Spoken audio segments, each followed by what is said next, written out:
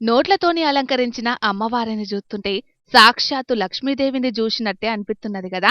విజయనగరం పట్నంలోన శ్రీ శ్రీ విజయసాగర దుర్గా మల్లేశ్వరీదేవి అమ్మవారి ఆలయంలా శ్రావణ శుక్రవారం యాల నోట్లతోని అమ్మవారిని ఇంత బ్రహ్మాండంగా అలంకరించిండ్రు.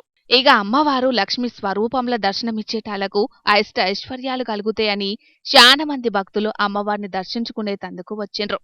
ఈ గియాల హిజ్రాల ఆధ్వర్యంలో ప్రత్యేక కుంకుమ పూజలు చేసి పంచామృత అభిషేకాలు చేసుడు ప్రత్యేకంగా నిలిచింది.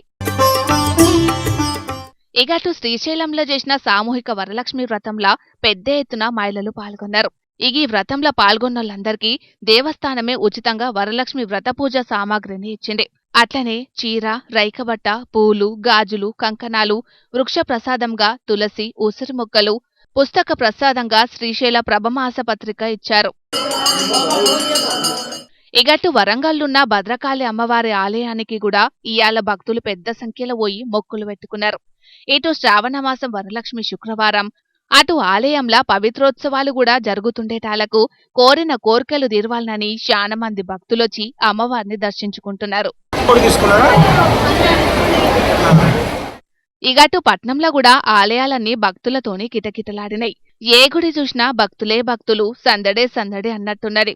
అంబేద్కర్ కోనసీమ జిల్లా సకినేటిపల్లి మండలం అంతర్వేదిలా కొలువైన శ్రీ లక్ష్మీ నరసింహులు స్వామివారి ఆలయంలో కూడా పొద్దుటీల నుంచి శ్రీ రాజ్యలక్ష్మి అమ్మవారికి సామూహిక వరలక్ష్మి కుంకుమ పూజలను ఘనంగా చేసిండ్రు.